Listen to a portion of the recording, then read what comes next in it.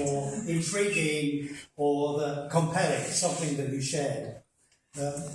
One or two people like to contribute or offer? Zaira? It was really nice having a chat with you.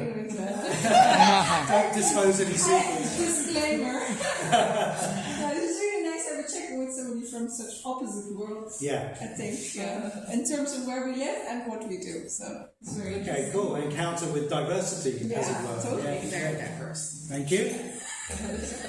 Anyone else? I found out about this building that Yes. there's a massive green wall behind here, and there's a green roof on this building. So actually, this building is thriving itself. Great. Nature and human structures integrated. Something else? That was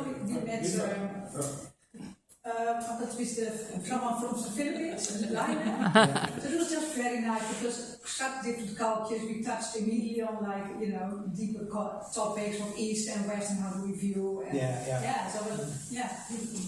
Great. Somebody else gestured.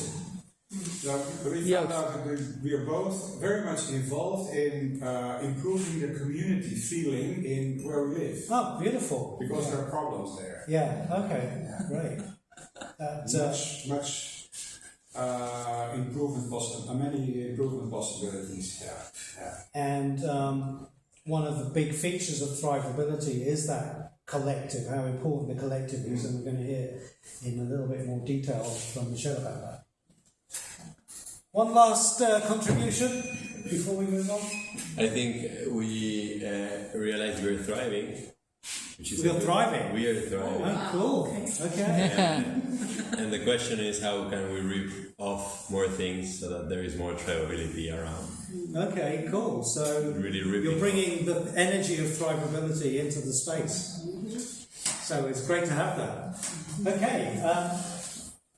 So I'm not going to give you a long biography of Michelle, partly because I didn't memorise it, but also because I ask my speakers or my people I interview to introduce themselves. But I've always resonated with the idea that nature, when left alone, left to its own devices, kind of propagates and grows in ways that every system, almost all the systems, optimize. It grows, it self-optimizes. And I've always had that intuition. So I was very pleased to come across Michelle about 2 or 3 years ago. I joined her online discussions, met a community of people Michelle works with, and very inspired by the work they're doing in practice and also the ideas they have about human beings living in harmony with nature. So, because of the setup of the room, we're going to speak to each other here so that both sides of the room get to hear from us. I'm going to stand up. But should we? I think I'm just going to disconnect the computer so we're not stepping. Oh, that's not the same. Maybe we should just close the lens. Yeah. That's good. Okay, good. Thanks, Marie. Okay, so Michelle, do you want to describe for everybody how you came into this exploration of thrivability, a little bit of your background and what drew you to explore and experiment in this area? Sure. And let me first say I'm from the United States. I live in Canada. I lived in Montreal for the last 20 years. Lived in many other places in the world before that. And I'm at the end right now of a 2.5-week trip through different parts of Europe and giving talks and workshops. And each time I notice that I have the pleasure of being a really nice excuse for good people to get together and talk to each other and discover what they care about. So I'm really happy that you came and that we have this nice excuse. And it's not just an excuse, this is a pretty important conversation. What is thrivability? What could it mean to us? So, yeah. Okay, so I think I mentioned when the gentleman asked me to explain what thrivability is, and when we were talking beforehand, you were saying we don't want to make this into some big extreme model or map that feels very distant from people's lives. So and so we were talking about how almost everybody has some intuitive sense of what thrivability is, and I wondered if you could expand upon that. Sure. So I spoke with a group last night, and I said to them, and this was a 2.5-hour workshop, and I started out by saying, I'm not going to tell you anything that you don't already know. In your heart and in your body, you know what thrivability is, and maybe I'll offer your brain some comfort to be able to relax and listen to the heart and the body. You know what thriving is, you know what thrivability is. Maybe some design principles would be helpful to know how to design for it, how to create the conditions for it. But there's something intuitive about being alive and knowing what moves you towards thriving and what doesn't. If you can tune into that in your own body, in the setting that you're in. So in contrast, I shared with Dave a report that I received from a foundation that's exploring these living systems principles applied to economies and businesses, and they talked about net positive system value for all stakeholders. Do you feel that? You feel that right here? No. So there's something about language that's really important, getting to real language as a starting point. And then beyond that, I offer a particular set of design principles from biology. And just to back up a little bit in my story, I started my career in international marketing and brand strategy. I worked for 2 big multinational companies in the 1990s, and I actually got sick from the work because it felt so wrong. Both the internal culture of the companies and how competitive it was, and I didn't understand that, and how it was brainwashing. It was manipulative and superficial towards customers and community. So I left marketing, I went into organizational development and leadership and culture, and that felt better, but it was still pretty manipulative and superficial.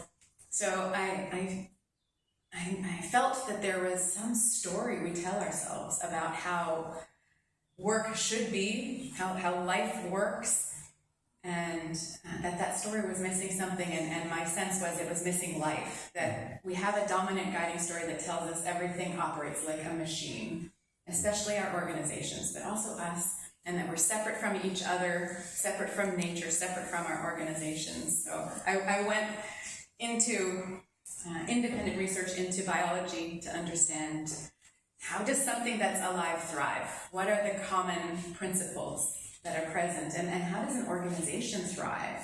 Are there some common principles there, and what's the relationship between those 2 things? And happily, they're the same. We can cultivate the conditions for life to thrive, for ourselves as individuals, for the organization as a dynamic living ecosystem, for customers, for community, for the biosphere. So that's been my focus for 25 years. So there's a lot of talk about nature and a lot of back to nature kind of explorations and living systems. I wonder if some of that isn't reinforcing some of what we're talking about. I question whether some of that isn't actually making the divisions you're talking about worse. But in terms of human systems, what would you say some of the factors are that enable a human system to thrive? So, I guess I'll share the 4 basic design principles. Yeah. Okay. So, actually, let me back up a little bit. Again, the way I define thrivability is the informed informed intention and practice of enabling life to thrive. And informed, you know what's needed. You know from biology, from spiritual practice, from poetry, from your own intuition, indigenous wisdom. Somehow you are informed. You set it as your explicit intention that it's a reasonable goal to thrive. And that's a big shift already, which is kind of crazy that I think that the mechanistic story convinces us that we're not worthy of thriving, that that's not a reasonable goal. Be productive, and that's all. That's all that counts. So to thrive is sort of radical, to aim for that and to cultivate life's ability to thrive, and to recognize that it's an ongoing practice. It's not an end goal. It's not a program. It's not what the vice president of Thrivability should focus on. It's like it's a life practice, like a martial arts practice or a spiritual practice, and it's individual and collective, that we're constantly deepening our wisdom and compassion and our ability to sense what's needed and to respond with effective action, individually and collectively. It's a tuning into life in ourselves and among ourselves, and then trying out different things and seeing, is there more thrivability, more capability, generativity, because we do this action. If not, okay, let's try this action. So it's a practice. I wonder if it might be helpful for people if you could explain a little bit more about this dominant story of mechanism and mechanics, because in a way, without understanding that's how mostly our existence is framed, it's difficult to perceive anything other than that. Yeah. It's this dominant worldview or paradigm guiding story we have is so all-pervasive, so present, we don't recognize that it's just a story, and there are other stories available. So it's the story that tells us everything in the world, especially our organizations, operates like a machine. We are separate from that machine, from the organization. We are human resources, commodities that are put into the machine, and you turn the crank and some product comes out the other end and falls in the lap of a passively waiting customer who's also separate from the machine. Community maybe doesn't even exist. Nature is not part of the machine. We exist to compete and consume. So this story has shaped education. When I was growing up, it was a factory model of education. Everyone learns the same thing in the same way at the same time, and only in order to be productive. That's all that matters. It's changing, but this is still the dominant story. It shapes healthcare. You are fixed by a doctor because you have parts. You are a part, and you're not embedded in context. It shapes everything about our lives. And it's the story that brought us colonization, white supremacy, ecocide, patriarchy, domination, extraction, command, control, prediction. Everything can be broken down to its parts. So it's almost so all-pervasive, you can almost not see that it's there anymore. Right. Because it's so inherent in almost everything we do. Yes, and surely there have been benefits, but we're starting to recognize how much harm that story does. The problem with the worldview is it convinces us it's just human nature. There is no other way. Yeah. So we're stuck. But there is. Once we see the story, then, like the Matrix, you can see a different story is available too. So, when we were also talking earlier, one of the things that I've never been satisfied is the story that comes with sustainability. The sustainability, I feel, never really inspired me, and it always seemed to be about guilt and shame and sort of, in the beginning, scaring people into change. So guilt, shame and fear were the kind of motivating, animating subplot to sustainability. So, what do you think is healthy or useful about? Because I do think we do need to be making attempts to correct and restore, and some of those will be mechanical and engineer, or will be using machines and science. I don't think we should throw that out. But what would you say is a healthy, more sustainable, thrivable orientated sustainability? So we absolutely need sustainability. Okay. We need those efforts. It's the way I perceive the sustainability movement is that it is still grounded in the mechanistic story, and each person holds it differently. So it's difficult to make that generalization, but most often I see it as an engineering fix to technical problems, and we absolutely need that. If we don't also shift the worldview, then even sustainability doesn't fully fit into the business model. It doesn't fit into the story. So if we do maybe just enough to get the shareholders to stop complaining, it's like this add-on rather than the foundational purpose of what we do to enable life to thrive. So it's never going to be enough. On its own, without that shift in story. So there's something about thrivability that elicits a more full-hearted engagement than simply fixing something that went wrong. Exactly. Or correcting something you did wrong. Right. And when we explore what enables life to thrive, it is also community, as we said. Yeah. And so it's a more holistic approach as well. Classically, businesses are less interested in the communities they exist in, or less interested in the location than separating off and making a profit from it, and don't necessarily pay their taxes to fund the schools that brought the students in, or their workers in, or and also relationships is part of thrivability. So even within an organization, are we in harmonious relationship? Are we in flow and creativity and joy? That doesn't matter in a smaller story.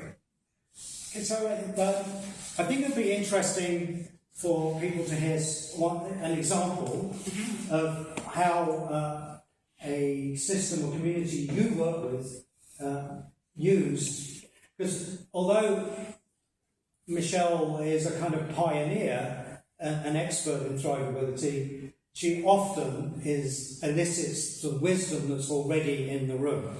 So there's no assumption. Michelle's not somebody that's holding all the knowledge and sharing it. In fact, she almost is here to facilitate your own innate knowledge, or community's innate knowledge, to activate them in accordance with their own life principles. But how has this, can you give an example for people of how this has worked and shifted the emphasis of a system that you've worked with? Yeah. So maybe I'll offer one term, one word about this practice of thrivability. I think of it as a practice of stewardship. And this is a difficult word in other languages. Usually it's like caretaking. It's different enough from leadership. Leadership seems to be like turning my back to you. We're going this way, And stewardship is more turning towards and inviting, and we can all be stewards of a system that we're part of. So with that in mind, one way that my work looks right now is working with regional and national tourism organizations.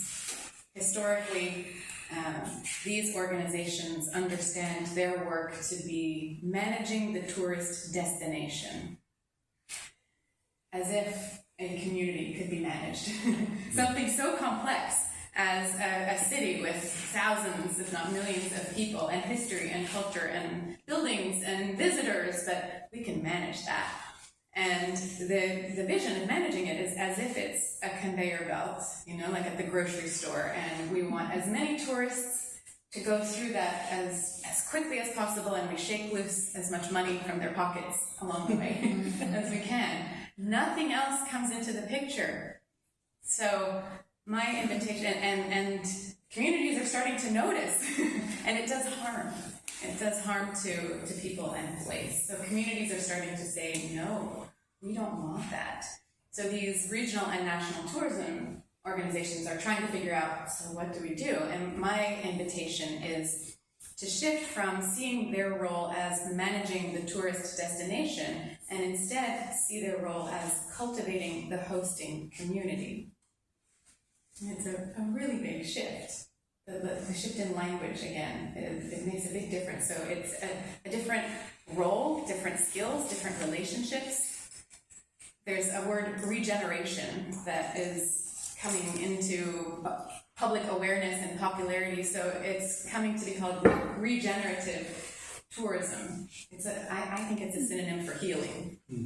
Our bodies regenerate themselves all the time. So if we think about what needs to be regenerated, what needs to be healed, it's people and place in those communities, right? And these tourism organizations, they hear regenerative tourism or any of this conversation, and the first thought is, it must be that the tourists have to do something different. And so we'll get them to do different things, but it's not their job to heal people and place. So this is by cultivating the hosting community, bringing people together to discover what they care about and how they might care for it together, how they might create the fertile conditions for life to thrive, for themselves, for the community, for the natural environment, and then discover what invitation they would offer to others on their terms, and how those people might discover what they care about then. That's what I think. Could you, just in terms of the hosting community, what were the kind of activities they shifted to doing from, fleecing the tourists, taking the tourist money? What were they doing differently once they started to conceive of themselves not as the income-earning tourist industry, but as a hosting community? How did the activities change? It's a lot of hosting the hosts. Okay. So bringing them together in conversation to discover more of the story of their place, more of what's needed. So these times and this opportunity to explore thrivability, it calls for bigger, bolder questions, like what is the wisdom that's needed here? What is the healing that's needed? What would bring us together in more wholeness? So it's these kinds of conversations. And through that, they discover more meaningful experiences that they can offer to visitors that are also more integrated. So there's a beautiful example, not far from where I live, of a carpenter, a woodworker, and he made charcuterie boards. You know what that is? It's like a wooden cutting board for meat and cheese. And he just made them and sold them, and he was kind of lonely and wanted to connect more with something meaningful. And so he decided to offer, through these conversations, he decided to offer an experience where people could come and make their own board. Okay. So he built a new studio where the tools were available. He made his grandfather's hand tools available to people. When you arrive, he's got an open fire and he's cooking bacon and sausages, so it smells good. He takes you into the forest and you smell the soil and you gather some. He wants you to know about where the wood came from, and he wants you to know about the forest. And it's like this beautiful full-day experience. And then you have a board, and you see these pictures of people at the end of the day, and they're holding their cutting boards so proudly. And I always think, do you have a picture of you with your cutting board? So how much meaning is woven into that simple piece of wood? And for lunch, you have food from his neighbors, the farmers around him, and you learn. So And he has discovered that he is a storyteller. He didn't know that about himself. So there's just so much depth and thrivability when you open up to it. Beautiful example. I think I'll finish with one last question, which sort of rounds off where we began with the check-in.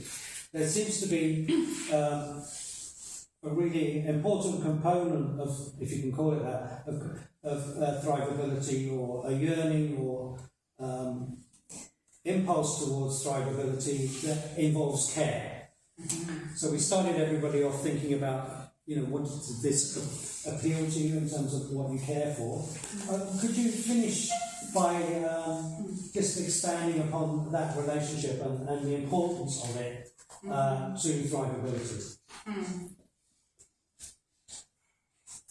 I wonder if it's synonymous, if it's the same. Okay. Is thrivability, is the practice of thrivability just the practice of care somehow? Okay. With guidance. I think that informed part is necessary, but it seems to come down to care. And care not only for each other, but care for the whole. This is one of the ways I define stewardship, care for the whole. Yeah. That's maybe an abstract concept, but how could we care for the whole that we form together? When we come together in shared purpose, we become a living system together. We become a whole that is greater than the sum of its parts, and we can sense whether that level of life is also thrivable, and we can tend to those conditions. So care for life, because actually you coincide with some of my background, which was in working with troubled young adolescents and adults, and that is a caring profession. But often the people that were least able to take care of themselves were the people offering the care. Yeah. So there's the impulse to care, which is beautiful, but also it can also have a number of pitfalls in there. So I think there's a nuance in that element of, I think, caring for nature and caring for each other. But in the care world, there's an interesting. Actually, you could get your energy from serving, but you can also overserve. And I presume there's a kind of ecological equivalent of that. The event I was in last night was called Cultivating Ecologies of Care. Okay. Cultivating Ecologies of Care. And I'm proposing that as an alternative to economies. Okay. What if instead of economy we talked about ecologies of care? And maybe just, I'll share those 4 patterns. Yeah. Because, very quickly, because this is what we're caring for. We're caring for those, and I think, in every living system there are diverse parts. So that's you as people with passion, and we want to care for that and invite your gifts and contributions in the living systems that you're part of. So, as a caregiver, you have to take care of yourself also, and what you are able and willing to contribute and still be thriving and thrivable. The second thing we need to know is the parts come together in patterns and structures of relationship and flow. So we tend to that as well. So just like the mycelium and the roots of trees and the soil. So we can design for flow. We can design this gathering so that we can be in conversation and we speak the same language, and we can choose interesting questions and maybe invite respect and that sort of thing. So there are so many ways to design our relationships for flow and generativity. The parts come together in relationships in a way that enables the emergence of a new whole, a new level of life with new capabilities and characteristics that we don't find at the level of the parts. And that's the magic we're after, that the whole is greater than the sum of its parts. So we can tend to that as well. And in human communities, that's shared purpose that brings us together. We're not just a crowd, now we're like one body, we start to move together. And we can tend to that level as well. We can notice if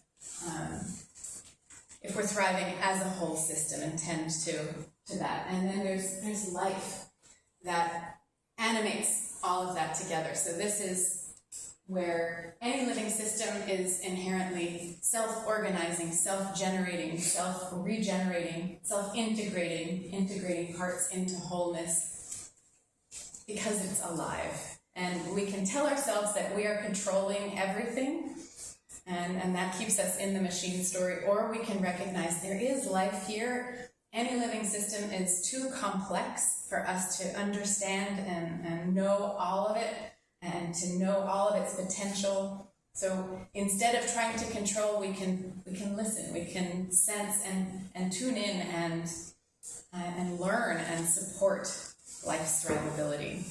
And we can do it individually and collectively. So this is a practice of sensing where is there life and following the inspiration, following our own feeling of where there is life and flow. That's a really good. Do you want to speak to the second slide, or that's enough? I feel like that's enough. Let's Okay, get to some conversation. Thanks very much, Michelle, for that wonderful exploration. I really enjoyed the contributions. We'll open the floor for a couple of questions, and then we'll have that short pause, and then we'll come back and begin to talk to each other, not just to listen to us. So, any questions before we take a pause? Zara? Yeah, I'd be really interested to explore, and I don't expect like a full answer, where that kind of gateway is between, once you start to see the matrix and you look behind it. And I have a sense that freedom is a very big part of it, because we were earlier talking about the role of the individual. And I feel once you're not seeing the matrix yet, the whole idea of caring for others and caring for community and caring for the planet might seem far away, because you're still kind of in that big mechanism. So how do we, where's the gateway, and how do we maybe help people also find that tipping point? Like, I think a lot of times when we face some kind of crisis in our lives that kind of catapults us through the matrix, that helps, but I think a lot of people are searching, like, but how, and simple, ordinary things like, how can I still pay my rent and do my shopping? We're so stuck in that system that we need a job, we need someone to tell us what to do, we need all of that. But really, maybe we don't. It's a good question. I'm not sure I know the answer.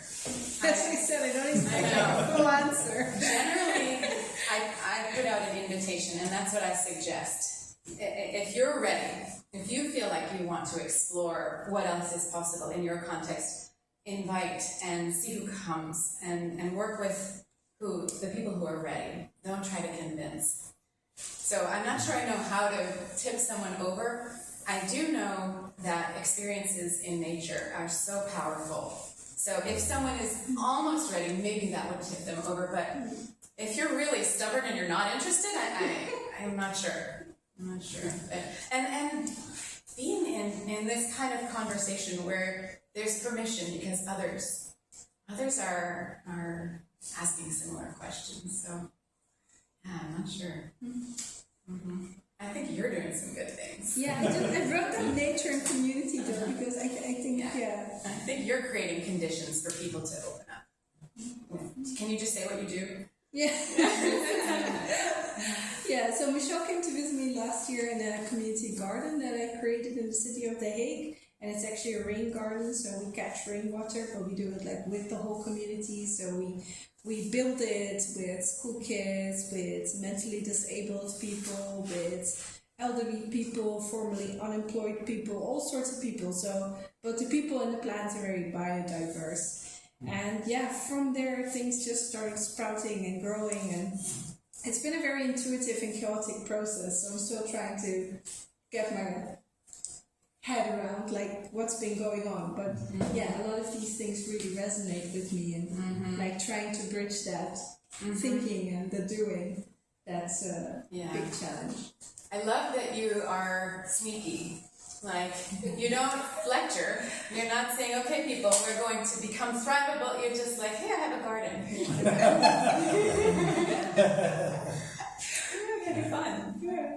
and they are transformed, individually and collectively. It's beautiful. Maybe to add on that, the question for my, I really like this sense of like caring for the whole as a holistic thing. But at the same time, it also gets me to difficulty then, like, in the end you have to kind of also do something to show your care, but then to pick which direction you want to care. Like, you have to, you're working on the community garden very well, but like, what is, it should fit to yourself as well. I guess that would be the most important thing, but it's still difficult to, for me, sometimes then you get back to all talking and no doing, because you talk about the whole very abstract things. And I'm not, maybe, what is your thought on that? There's the saying, your life's work is to discover your life's work. You know, like, you have to figure it out. Like, you have to try things. The only way to discover what is yours to do is to, like, let's try this. Does it make me thrive? No, let's try that. And yeah, is that what you mean? Like, how do you discover? Yeah, like some, on the one hand you can say, well, you need to find all the, like the leverage point where it's most important, to where change is needed, to look where it needs change, but on the other hand you can also, I want to do what I like to do, and then it's like, it's quite egoistic in a sense as well, so that's... Yeah. Someone told me that the word bliss, you know, there's this English saying, follow your bliss, do what you want to do, that it comes from the word, the French word blessure, which means your wound, and that where you need healing is probably where the world needs you to contribute. So maybe there's a clue there as well. You know, what is it that you notice in the world? What is it in you that where you need healing as well? There are all kinds of ways. It's interesting. Yeah. Just to contribute in my experience, it's very close. The action is very in front of our noses. My room, sometimes I just organize my room, and then the people I live with, and then my school, we all need care. So it's everywhere. Part of my message is we need to craft every organization, certainly, as a practice ground for a more thrivable world. But it could be every conversation, it could be, you know, every apartment with your roommates, whatever, but how can we be intentional in how we are with each other and how we contribute, how aware we are of the results of our actions. So you can't go wrong with some awareness and intention, that informed intention, and practice it. Yeah. Because there's a lot of people are so formed by the story of mechanism, and when you try to delve deep into your senses, that's very scary. So how do you get people, because that's the hardest part, I think, because then it opens a lot that you don't want to touch. A lot of people feel like that, or they're scared. Yeah. So how do you deal with that, or do you get a question sometimes? I feel like this is part of nature's role, to be grounded and held by nature. That's healing. Yeah, and if I think about my work in organizations, we don't have to push faster than people are ready. So we do just leaving a footprint or something. Yeah. Express a seed. Yeah, exactly. Michelle gave me this great example of the retreat she was just on, of how there was somebody that pre the thing was complaining, and then during the event was also complaining. But what happened was the culture was so friendly and inspiring that in the end she had to stop complaining, because the culture, in a way, it wasn't that people were refusing to hear it. It was just so generous and loving. She sort of had no option but to fall into what was happening in the culture. And it was not. It was because it was an invitation. There wasn't a targeting of this person as a problem and that you must change this and do A, B, or C. So it almost worked in the opposite way to what you'd expect. She came very demanding, as if she was a customer, you know, in that transactional relationship. And we were an existing group. She and several others were new to it. And at first we were like, oh man, that's not how we are together. And we just said, okay, let's see what the culture does. And she softened and just really changed. No one was trying to even tell her to change, but she had such a change of heart. You'd almost say everything in nature is an invitation, not a coercion or compulsion. That's it. So in a way, that's what we have to trust in. You know, we're done with proselytising, converting, advocating, convincing. And those methodologies have limited influence in some situations. So thanks very much, Michelle. We'll give it a good applause.